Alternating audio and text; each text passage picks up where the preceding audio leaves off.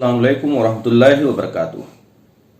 अभी जमाअतुल उलमा हिंद की तरफ से करीब 12 पॉइंट्स सारे मस्जिदों को भेजे गए और भेजे जा रहे हैं कि इन पॉइंट्स को बताया जाए कि भाई जो लड़कियां मुर्तद हो रही हैं तो हमें क्या क्या करना चाहिए। बेशक अच्छी बात है, अच्छा पहल है, लेकिन उसमें बहुत सारे जो मेजर पॉइंट्स हैं वो मिसिंग है और इन सब पॉइंट्स को भेजने से पहले मुझे लगता है कि पूरी तरह से गौर व फिक्र नहीं किया गया। चूंकि बुनियाद अगर ख़राब हो तो फिर आप कॉस्मेटिक सर्जरी करके चीज़ों को ठीक नहीं कर सकते। हमारी आज के डेट में मुसलमानों की खास करके अगर हम यहाँ की बात करें, हिंदुस्तान, पाकिस्तान, बांग्लादेश, हम बाहर की बात नहीं करते हैं, इंडिया की बात, तो हमारी बुनियाद में बहुत बड़ी बिगाड़ है, बहुत बड़ी बिगाड़ है। उसको एड्रेस किए बगैर वो तो ऐसा है कि छोटी छोटी चीज़ों को एड्रेस करना और हम कभी भी उसके बेस में, जड़ में जा नहीं पाएंगे और कभी भी हमें उसका ना तो सोल्यूशन मिलेगा और ना उसका बेनिफिट हमें दिखेगा। एक एग्जाम्पल के तौर पे मैं आपको बताना चाहता हूं कि एक स्कूल है और उसमें 100 बच्चे 10th का एग्जाम दे रहे हैं। अगर उस स्कूल में 95% का रिजल्ट पास का हो जाए, 95% बच्चे पास कर जाएं, तो ये कहा जाएगा कि भाई बहुत अच्छा स्कूल है, बहुत अच्छे टीचर थे, बहुत अच्छा मैनेजमेंट था, उन्होंने बहुत मेहनत की बच्चों पे और इसलिए इनका रिजल्ट बच्चों का बेहतरीन आया। लेकिन अगर इसी के उल्टा 95% बच्चे फेल हो जाएं तो आप क्या कहेंगे? फिर सिर्फ बच्चों को दोष देंगे कि बच्चे खराब थे? नहीं, ये बिल्कुल सर्टेन सी बात है कि स्कूल की मैनेजमेंट सही नहीं थी, स्कूल के टीचर सही नहीं थे, काबिल टीचर नहीं थे, इन्होंने मेहनत नहीं की, इन्होंने पढ़ाया नहीं, इन्होंने समझाया नहीं, इन्होंने मोटिवेट नहीं किया। तो फेल्योर की क्रेडिट भी मैनेजमेंट को और टीचर्स को जाएगी। आज उम्मत फेल है, स्पेशली अगर हम इंडिया की बात करें। ये फेल उम्मत की पहचान है कि छोटी छोटी चीज़ों में आपका जो है किला ढह जा रहा है। इस्लाम तो इतना मजबूत किला है, इतना मजबूत किला है कि उसको तो कोई भी ढा नहीं सकता। लेकिन हमारी तो हालत ये है कि कोई दूर से पत्थर मार दे तो ढह जा रहा है। इसका मतलब वो रेत पे, आज के डेट में रेत के ढेर पे बैठे हुए किला बना लिया हमने। तो हमें कुछ चीज़ों को, बेसिक चीज़ों को इंक्लूड करना पड़ेगा, अपनी बुनियाद को ठीक करना पड़ेगा। और ये बुनियाद तभी ठीक होगा जब हम कुरान की तरफ लौटेंगे, कुरानिक दीन को समझेंगे, कुरान से इस्लाम को समझने की कोशिश करेंगे। कुरान सीखने सिखाने का निज़ाम होगा हर घर में, कुरान सीखने सिखाने का निज़ाम होगा हर मस्जिद में, कुरान को समझने के लिए अरबी सीखने का निज़ाम होगा। बगैर इसके हम लोगों को उसकी जहन साजी नहीं कर सकते, उसको मोटिवेट नहीं कर सकते। क्यों? क्योंकि उनके सवालों का जवाब हम अपने तरीके से देना चाहेंगे, चाहे यंग लड़के हों, लड़कियां हों, वो हम नहीं दे पाएंगे सिवाय कुरान से। और कुरान में शरीयत भी है और हिकमत भी है। हिकमत क्या है? वही तो जवाब देना हमें सिखाता है। कुरान ही तो हमें इंटेलिजेंट बनाता है, कुरान ही तो हमें वाइज बनाता है, कुरान हमें सोचने समझने की सलाहियत पैदा करता है। हाँ, कुरान समझने के लिए दीगर उलूम भी ज़रूरी है।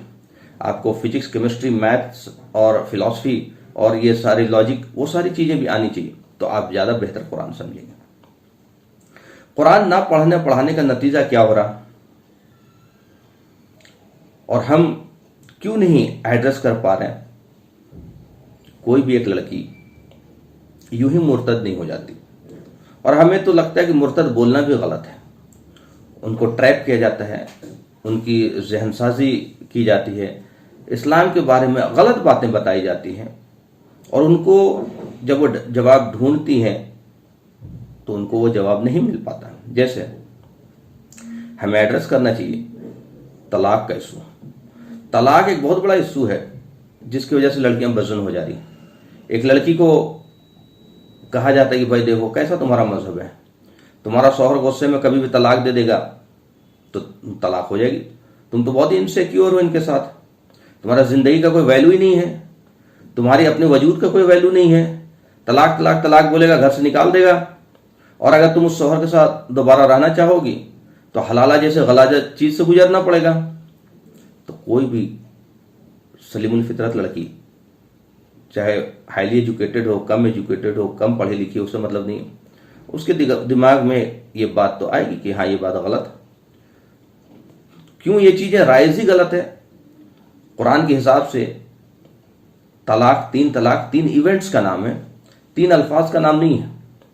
3 इवेंट्स 3 डिफरेंट पीरियड्स में होती है। तो 2 पीरियड में तलाक जो है आप रुजू कर सकते हैं 3 तहूर तक, और नहीं 3 तहूर गुजर गया तो आप दोबारा निकाह कर सकते हैं। हमने इस चीज को गायब कर दिया और जिसकी वजह से कितने घरें उजड़ गई, कितने औरतों का जिंदगी बर्बाद हो गया। बहुत सारे लोग जो गलती से तलाक दे दिए, गलतफहमी से तलाक दे दिए, गुस्से में अपनी बीवी के साथ रहना चाहते हैं, उनको रहने नहीं दिया गया। तो हम अपनी बेसिक चीजों को सुधारें। कॉस्मेटिक सर्जरी से कुछ भी हासिल नहीं होने वाला है। तो तलाक का मसला सुधारेंगे तो हलाला अपने आप बंद हो जाएगा। हलाला का तस्वुर ही नहीं है। हलाला का स्टेज ही इतने उसके आगे बैरियर है कि वो स्टेज ही नहीं आएगा। भाई तीसरी बार तलाक हो, फिर किसी और से शादी करे, फिर वहां तलाक हो, तो फिर वो लड़की हलाल होगी। मस्जिद में एक दाखिला, दूसरा जो है लड़कियों को बज़न किया जाता है। किसी भी लड़की से पूछा जाएगा क्या तुम मस्जिद जाती हो, तो क्या बोलेगी? इंडिया में तो यही हाल है, मस्जिदें बंद है उनके लिए, तो कहेगी हम मस्जिद नहीं जाते। तो एक आदमी आसानी से उसकी गलत जहनसाजी कर सकता है कि भाई फिर कहाँ तुम बराबर हो, औरत मर्द तुम्हारे इस्लाम में कहाँ बराबर है? तुम्हें तो बराबर का स्टेटस ही हासिल नहीं है। हमारे यहाँ देखो लोग पूजा करने जाते हैं, चर्च में औरतें जाती हैं, तुम्हारे यहाँ तो तुम मस्जिद भी नहीं जा सकती हो, जबकि मस्जिद जाना अलाउड है। मक्का में औरतें मस्जिद में नमाज पढ़ती हैं, सेपरेट इंतजाम है।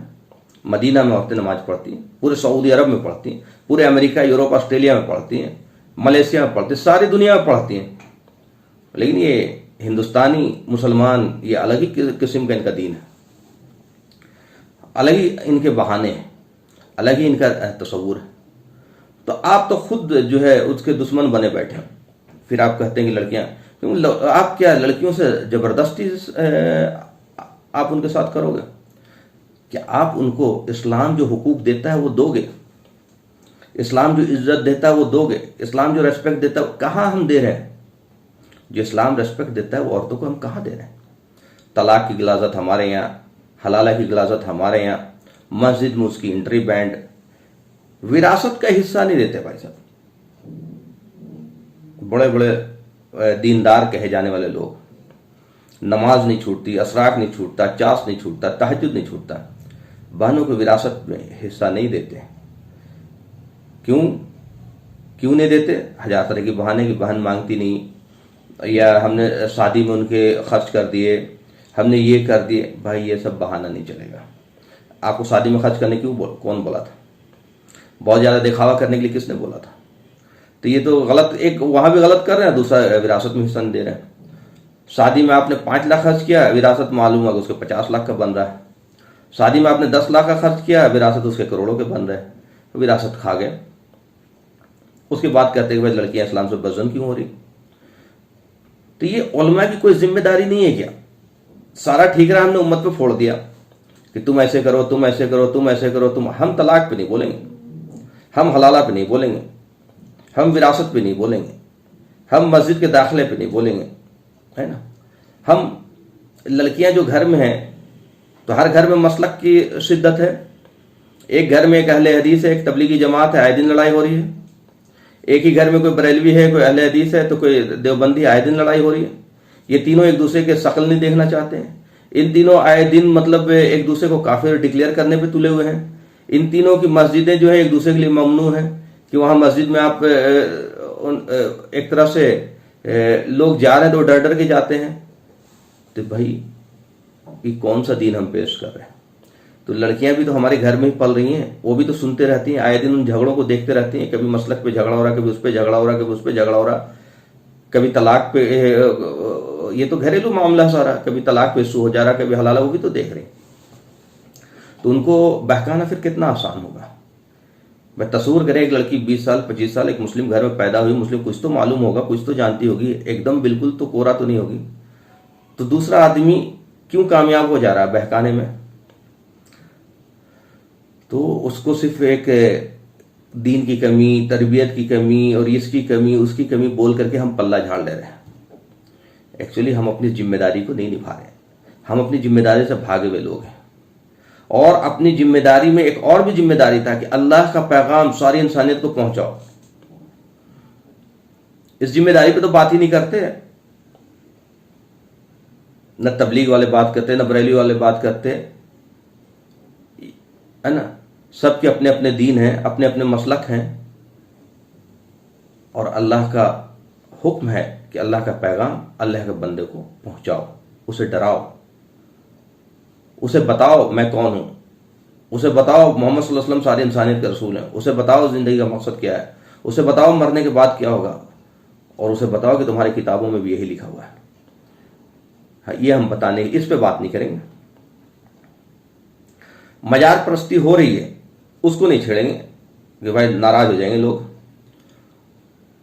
उनके उलमा भी नहीं छेड़ेंगे और दूसरे उलमा भी नहीं छेड़ेंगे। पीरों के सजदा, मजारों में सजदा, दरगाहों में सजदा, ऐसी हुरियानियत। भाई जो लड़की मजार परस्ती अपने घरों में देख रही है, तो उसको मजार परस्ती और बुत परस्ती में क्या फर्क आएगा?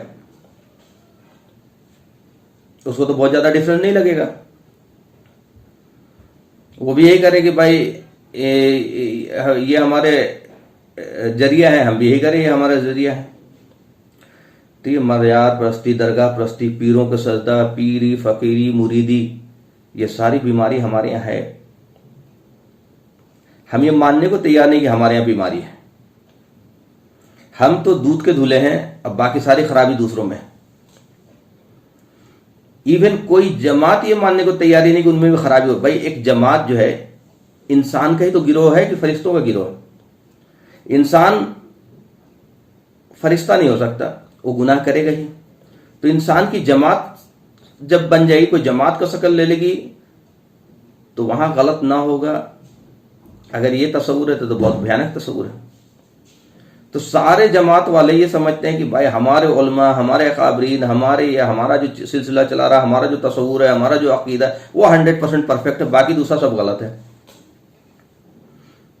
तो ये अभी सिर्फ लड़कियों का शुरू हुआ। अभी तो ये ट्रेलर है, कहानी बहुत आगे तक जाएगी। और अगर बचना है तो अपनी बुनियाद सुधारो, अपनी मस्जिदें सुधारो, अपने मदरसे सुधारो। लड़कियों की स्कूल इतने साल हो गए आज़ादी के, हर शहर में 1-2 अच्छे स्कूल होने चाहिए। हर शहर में मदरसा है भाई। तो मदरसा को अगर इंग्लिश में ट्रांसलेट करें तो स्कूल होता है। स्कूल बोलते ही भी लग जाते हैं। मदरसा में मैथ, फिजिक्स, केमिस्ट्री क्यों नहीं इंट्रोड्यूस किया? पैरेलल 2 शिफ्ट में क्यों नहीं एक लड़कों का अलग चलाया, लड़कियों का अलग चलाया? कोई जरूरी नहीं कि आप सीबीएसई बोर्ड से पढ़ाते, आप मदरसा बोर्ड से पढ़ाते, स्टेट बोर्ड से पढ़ाते, इग्नू से पढ़ाते, इतने सारे रास्ते खुले हुए हैं। आपने ऑप्शन दिया ही नहीं लड़कियों को, तभी तो वो कोएड में इधर उधर भेजना मजबूरी हो गया। हमारे पास स्कूल ही नहीं कि भेजे कहाँ। और अगर आप ये कहते हैं कि भाई लड़कियों को पढ़ाई रोक दो, स्टडी रोक दो, तो आप फिर उसको बज़न करेंगे। उनको ये समझाया जाए कि पढ़ाई का मकसद नौकरी नहीं है, पढ़ाई का मकसद लियाकत है, सलाहियत है। जैसे मर्द सलाहियत हासिल कर रहा है, वैसे औरत की भी सलाहियत होनी चाहिए, ताकि वो अपने बच्चों को तरबियत कर सके, सोसाइटी में वो भी कंट्रीब्यूट कर सके, दीन के लिए वो भी कंट्रीब्यूट कर सके। माशाल्लाह बहुत सारी लेडीज हैं जो कुरान की ऑनलाइन क्लासेस वगैरह करा रही। तो आपने बिल्कुल एक तबके को इग्नोर करके चल रहे हैं, लड़कियों को इग्नोर करके चल रहे हैं। दीन में जैसे लड़कियों को कोई रोल ही नहीं है, फिर आप कहते हैं कि भाई ये मुर्तद क्यों हो रही। तो अपने गिरहबान में झांका जाए और सिर्फ उम्मत को ब्लेम ना किया जाए। जिम्मेदारी उलमा की है, उलमा इस जिम्मेदारी को कबूल करे कि हमारा फेल्यूर है। और जब तक ये कबूल नहीं करेंगे तब तक इस्लाह के लिए सोचेंगे नहीं, तब तक गौर फिक्र होगी नहीं। भाई हम मानेंगे नहीं कि हम में कोई कमी है, तो हम क्यों अपने ऊपर गौर फिक्र करने लगे, इस्लाह करने लगे? वही हाल मुसलमानों का है, वही हाल मुसलमान उलमा का है, वही हाल मुसलमान मदारिस का है, वही हाल मसाजिद का है, वही हाल इमाम का है, खतीब का है। कोई मानने को तैयार नहीं कि हम में भी खराबी हो सकती है। खराबी दूसरों में है सिर्फ। कोई अगर खराबी पॉइंट आउट कर दे तो ये तो हमारे दुश्मन हैं, ये तो हमारे मसलक के खिलाफ है, ये तो हमारे जमात के खिलाफ है। भाई ये हदीस है कि तुम्हारा भाई वो नहीं है जो तुम्हारी तारीफें करे, तुम्हारा भाई वो है जो तुम्हारे अंदर की खराबियों को तुम्हें बता दे। लेकिन यहां बताना मुसीबत हो जाता है। आपको मारने पीटने को तैयार हो जाएंगे, आपसे लड़ने को तैयार हो जाएंगे। आपने किसी मसलक के खिलाफ बोला तो आपकी जान पे आफत आ जाएगी। चाहे आप देवबंदी के खिलाफ बोलिए, चाहे तबलीग के खिलाफ बोलिए, चाहे बरेलवी के खिलाफ बोलिए, चाहे अहले हदीस के खिलाफ बोलिए। क्यों? क्योंकि ये सारे मान चुके हैं कि हम इम्यून हैं एरर से, परफेक्ट है 100%। और इसी को तकब्बुर कहते हैं। और तकब्बुर अल्लाह की चादर है। तकब्बुर करने वाला जन्नत में नहीं जाएगा। तो सबसे ज्यादा तकब्बुर तो उलमा में है। अगर तकब्बुर ना होता तो एक दूसरे के खिलाफ ये शिद्दत न भड़काते, एक दूसरे के खिलाफ ये नफरत न भड़काते। असल दीन को पेश करते हैं, जो कुरान और सुन्नत की दीन है उसको पेश करते हैं। लेकिन और थोड़ी सी स्पेस एक दूसरे को दे करके चलते हैं, एक दूसरे की बात सुनते, एक दूसरे की बात समझते, एक दूसरे के साथ बैठते, एक दूसरे के साथ डिस्कस करते, और तब कोई इसी को मशवरा कहते हैं। डेली मशवरा हो रहा है, डेली मशवरा हो रहा है, डेली एक्चुअली मशवरा कहते किसको ये पता ही नहीं। मशवरा में खैर है तो मशवरा का मतलब होता है कि सारे लोग बैठे, मिल करके बैठे, सोचें, एक दूसरे का राय लें, फिर किसी जगह कंक्लूजन पे पहुंचे। यहां तो राय लिया ही नहीं जाता, राय थोपा जाता है। कोई किसी का राय नहीं ले रहा, राय थोपा जा रहा। कोई भी इंस्टीट्यूशन एरर फ्री तभी होगा जब वो स्पेस देगा कि उससे बताया जाए कि उसके अंदर एरर कौन सा है। इसीलिए सुझाव पेटी होती है, कंप्लेन बॉक्स होता है। बड़े बड़े इदारे में कंप्लेन बॉक्स होता है कि आपको अगर कोई भी कमी लगती है आप हमें इस कंप्लेन। किसी मस्जिद में है क्या कंप्लेन बॉक्स? किसी मदरसे में है क्या कंप्लेन बॉक्स? किसी इदारे में कंप्लेन बॉक्स लगा रखा है हमने कि हमें सुझाव चाहिए, बताइए कि हमारे अंदर क्या कमी है? तो ये सारे चौधरी कहते हैं हमारे अंदर कमी है ही नहीं। तो इसने इस्लाह का दरवाजा बंद कर रखा है। हमने इस्लाह का दरवाजा ही बंद कर रखा है कि जब हम मानेंगे नहीं हम में खराबी है तो फिर इस्लाह के दरवाजा बंद कर दिया, इंप्रूवमेंट का दरवाजा बंद कर दिया, अपनी सोचने समझने का मेयार भी बंद कर दिया है। भाई हमें सोचना ही नहीं, हमें जब खराबी नहीं तो सोचना किस बात का। जो जैसे आंख में जैसे घोड़ा पट्टा लगा के चलता है बस वैसे चला जा रहा है। किसी एक जमात को दुम पकड़ लिया और दौड़ रहा, दाएं बाएं देखना ही नहीं है। इल्म की जो अहमियत है उम्मत ने खो दी। इल्म की अहमियत को प्रमोट करना पड़ेगा, इल्म के लिए मोटिवेट करना पड़ेगा, कुरान के लिए मोटिवेट करना पड़ेगा, सीरत पढ़ने के लिए मोटिवेट करना पड़ेगा, गौर फिक्र को स्पेस देना पड़ेगा, सवाल करने को स्पेस देना पड़ेगा। लोग सवाल करें इसके लिए आपको स्पेस देना। यहां तो उलमा से सवाल कर लीजिए, उलमा भड़क जाते हैं। उलमा से सवाल, तुम्हारी औकात है उलमा से सवाल करोगे? जैसे ये फरिश्ते हैं और बाकी सारे नालायक हैं। तो ये हमने प्रीस्ट क्लास रिलीजन बना दिया इस्लाम को। एक तरफ उलमा और बाकी सब जाहिल। ये प्रीस्ट क्लास रिलीजन है और ये सबसे बड़ी खराबी है। मदरसों ने सारा जकात का पैसा, उम्मत के जकात का पैसा 80% मदरसा खा जा रही है, जबकि जकात का असल मकसद था कि गरीब जो है अगले साल जकात देने वाला बन जाए। ह्यूमन वेलफेयर, ह्यूमन डेवलपमेंट का था। यतीम के कफील को दिया जाए पैसा, यतीम का डायरेक्ट किफालत ले लिया जाए, यतीम को पढ़ाने की जिम्मा ले लिया जाए, पैसा मदरसे में ना दिया जाए, यतीम को दिया जाए और वो पैसा मदरसे में दे। तो फिर मदरसा से वो सवाल कर सकेगा, अपने सर उठा करके जी सकेगा। वरना मदरसा वाला समझते कि मैं इस पे एहसान कर रहा हूं, मैं इसे खिला रहा हूं, मैं इसे पढ़ा रहा हूं। कोई एहसान नहीं कर रहा, आप उम्मत के पैसे से खिला रहे, पढ़ा रहे। लेकिन अगर ये उम्मत यतीम की किफालत ले ले, यतीम के पढ़ाने की जिम्मेदारी ले ले, तो फिर ये मदरसे वाले से हम सवाल कर सकेंगे कि आप ये सही पढ़ाओ, ये पढ़ाओ, ये पढ़ाओ, ये चीज़ दो, ये क्वालिटी दो, ये खाना दो, ये रहने का सिस्टम दो, इनको बेड दो, इनको बिस्तर दो। वरना तो उनको हालत जो है बिल्कुल मदरसे में बेचारों की दयनीय स्थिति है। तो हम सोचें, गौर करें और उसके बाद कोई इंस्ट्रक्शन जारी करें। व आखिर दावाना अल्हम्दुलिल्लाहि रब्बिल आलमीन।